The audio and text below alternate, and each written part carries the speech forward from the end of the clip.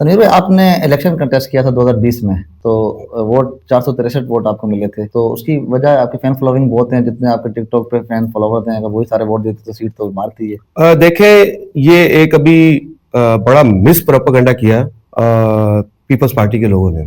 वो एक by election था लांडी के ऊपर। कुरंगी में नहीं था, कुरंगी में नहीं, लांडी के ऊपर। अच्छा, उस वक्त मेरी इतनी पजराई भी नहीं थी, मुझे कुछ जानता भी नहीं था, क्योंकि मैं नया नया आया था सियासत में। कुरंगी में नहीं थे हम लोग, ना वर्कर थे हमारे पास। वो कहते हैं ना, जब मेहनत करो तो फिर अल्लाह पाक फल देता है। अच्छा, उस वक्त मुस्तफा कमाल भाई ने और रईस कायम खानी भाई ने, जिंदा है ये, जिंदा है, इन्होंने मुझे विड्रॉ करा दिया हमारी आला क़यादत से बात करके। मुझे पीएसपी, उस वक्त थी इनकी पीएसपी, पाक सरजमीन पार्टी, शबीर कायम खानी का उम्मीदवार थे इनके। तो हम पीएसपी के हक में दस्तबरदार हो गए थे। अच्छा, हुए थे, थोड़ी लेट हुए थे, जिसकी वजह से वो सिंबल रह गया था। सही, सिंबल रह गया था। अब फिर हमने पीएसपी की कंपेन चलाई, शबीर अहमद कायम खानी की कंपेन चलाई। दुनिया जिंदा है, लोग जिंदा है, सब जिंदा है, सबको पता है ये बात। लेकिन वो कहते हैं ना कि गंदे लोगों ने गंद करना है। गंदा आदमी, जो गंदे आदमी होते हैं ना, वो गंद ही करते हैं, वो साफ नहीं करते। तो इन्होंने, वो जो आम लोग जिनको नहीं पता था, उन्होंने जाके वोट दिए। वो 463 वोट थे। तो उसके ऊपर जो इन्होंने प्रोपेगेंडा किया, तो बल्दियात पे करते ना। उसके बाद मैंने यूसी का इलेक्शन लड़ा। यूसी का भी तो इलेक्शन लड़ा ना, यूसी का तो लगाते ना मेरा।